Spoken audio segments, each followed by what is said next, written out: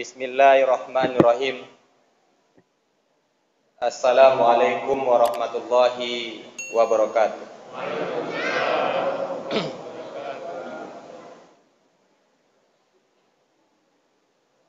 Alhamdulillah,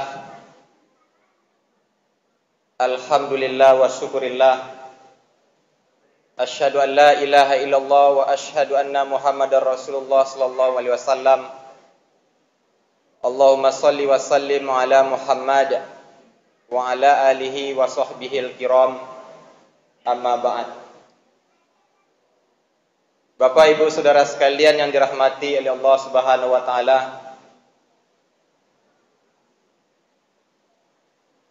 kembali kita bersyukur kepada Allah dengan mengucapkan alhamdulillahirabbil alamin. Kemudian selawat dan salam buat Nabi besar Muhammad sallallahu alaihi wasallam dengan mengucapkan Allahumma shalli wa sallim ala Muhammad. Bapak Ibu Saudara sekalian yang dirahmati oleh Allah Subhanahu wa taala, patutlah kita bersyukur kepada Allah. Allah memberikan kesempatan kepada kita untuk hadir pada Ramadan kali ini, pada Ramadan tahun ini. Mudah-mudahan Ramadan kali ini Bapak Ibu Saudara sekalian adalah Ramadan yang terbaik. Apa sebab? Suatu waktu Rasulullah sallallahu alaihi wasallam naik ke mimbar pada tangga yang pertama. Rasulullah sallallahu alaihi wasallam mengucapkan kata amin. Lalu kemudian pada tangga yang kedua, Bapak Ibu Saudara sekalian, kembali Rasulullah sallallahu alaihi wasallam mengucapkan kata amin. Begitu juga pada tangga yang ketiga, Rasulullah sallallahu alaihi wasallam kembali mengucapkan kata amin. Para sahabat ketika itu, Bapak Ibu Saudara sekalian, merasa bingung apa sebab tak pernah Rasulullah sallallahu alaihi wasallam melakukan hal yang mereka lihat tadi. Maka kemudian para sahabat mengatakan, "Wahai Rasulullah sallallahu alaihi wasallam, tadi kami melihat engkau mengucapkan kata amin 3 kali." Lalu kemudian Rasulullah sallallahu alaihi wasallam mengatakan, "Ternyata Bapak Ibu Saudara sekalian, yang diaminkan oleh Rasulullah sallallahu alaihi wasallam adalah ucapan dari malaikat Jibril." Lengkaplah Bapak Ibu Saudara sekalian, yang mengucapkan itu adalah malaikat yang agung, kemudian dijawab oleh manusia yang agung juga. Amin yang pertama ternyata Bapak Ibu Saudara sekalian, malaikat Jibril mengucapkan, celakalah orang-orang yang menemukan bulan Ramadan lalu kemudian dia tidak mendapatkan ampunan dari Allah Subhanahu wa taala. Lalu kemudian Rasulullah sallallahu alaihi wasallam mengucapkan kata amin. Mudah-mudahan kita tidak termasuk pada amin yang pertama ini, Bapak Ibu Saudara sekalian. Malam yang ketiga ini begitu ramai ya Pak ya. Mudah-mudahan malam keempat dan seterusnya juga tetap ramai, tetap berlanjut. Kalaulah segelintir orang di Jakarta sana menginginkan 3 periode ya Pak ya, untuk kehidupan dunia mereka berlomba-lomba. Lalu kemudian kenapa untuk kehidupan akhirat kita tidak mempersiapkan yang terbaik? Padahal kalau orang tahu Bapak Ibu Saudara sekalian, bagaimana kesudahan orang-orang yang menjabat, mereka tidak akan mau menjabat. Tanggung jawabnya begitu luar biasa. Yang kedua Bapak Ibu Saudara sekalian,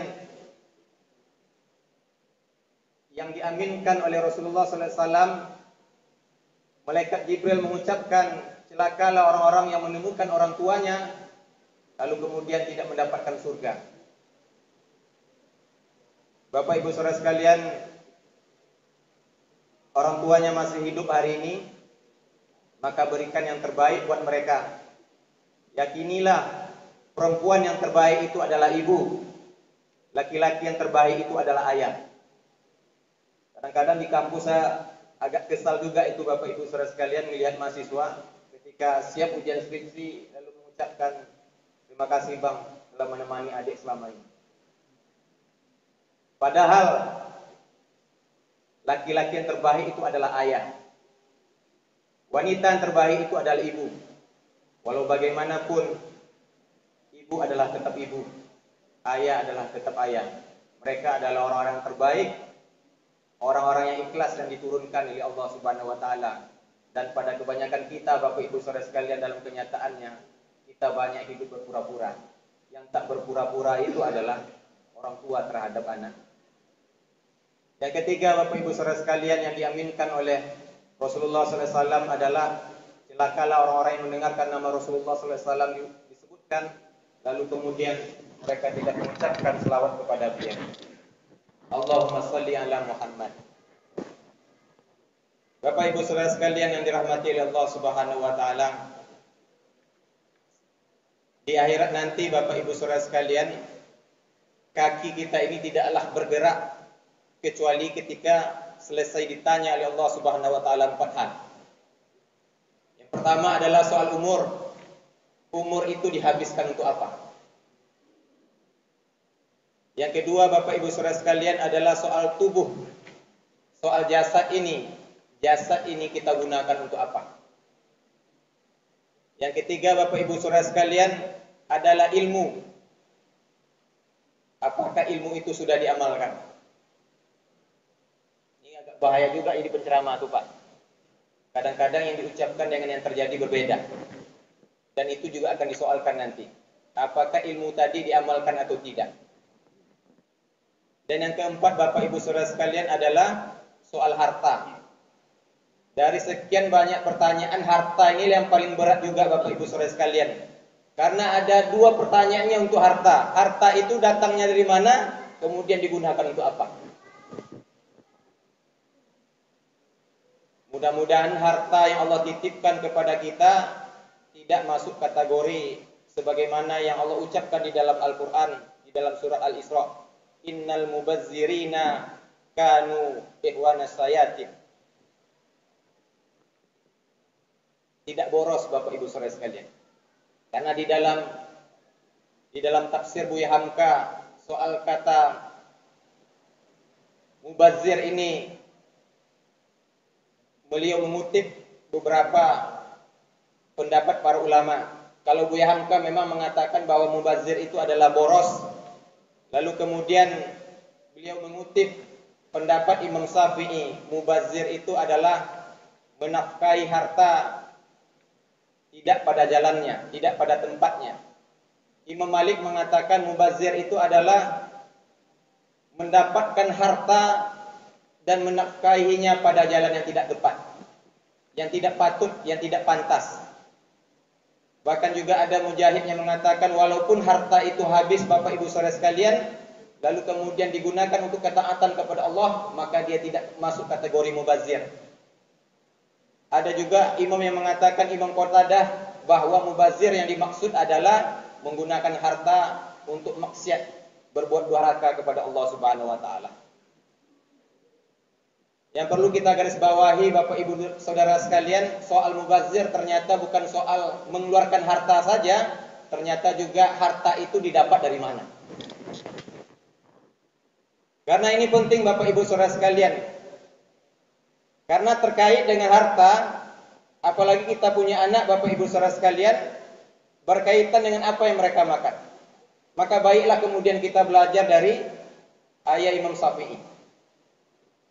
Cerita ini masyhur Bapak Ibu Saudara sekalian. Suatu waktu beliau ketika muda dulu lewat di sebuah perairan, lalu kemudian melihat buah yang hanyut ya Pak ya. Lalu kemudian lapar, dimakannya buah itu. Lalu kemudian dia sadar bahwa harta tadi, apa yang dia makan tadi bukanlah miliknya. Lalu kemudian dia telusuri buah ini datangnya dari mana. Kemudian dia menemukan satu pokok Bapak Ibu Saudara sekalian, lalu kemudian mendatangi yang punya.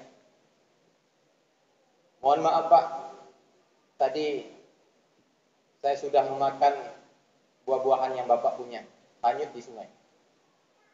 Saya minta maaf. Lalu kemudian sang Bapak mengatakan tak bisa. Kamu harus kerja dulu dengan saya. Kamu harus kerja dulu dengan saya. Demi tanggung jawab Bapak Ibu saudara sekalian, maka kemudian beliau bekerja beberapa hari dengan yang punya buah tadi. Sesuai dengan perjanjian, beliau pun kemudian pamit Bapak Ibu saudara sekalian. Ternyata Bapak tadi pun juga tidak melepaskannya. Masih ada ujian yang kedua Bapak Ibu saudara sekalian, masih ada permintaan yang kedua. Apa itu? Kamu harus menikahi anak saya. Anak saya itu buta. Anak saya itu peka. Anak saya itu bisu. Kalau kita kabur tuh Pak, banyak kena itu Pak. Sudahlah peka, bisu, buta. Tapi demi tanggung jawab Bapak Ibu saudara sekalian, akhirnya jadi juga. Pas malam pertama Bapak Ibu saudara sekalian, alangkah terkejutnya laki-laki.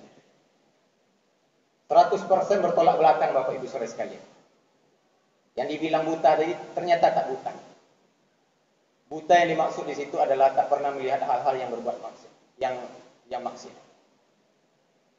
Yang dimaksud dengan bisu tadi tak pernah menceritakan aib-aib orang. Yang dibilang tak punya kaki tadi tidak pernah meletakkan kaki itu untuk bermaksud kepada Allah Subhanahu wa taala.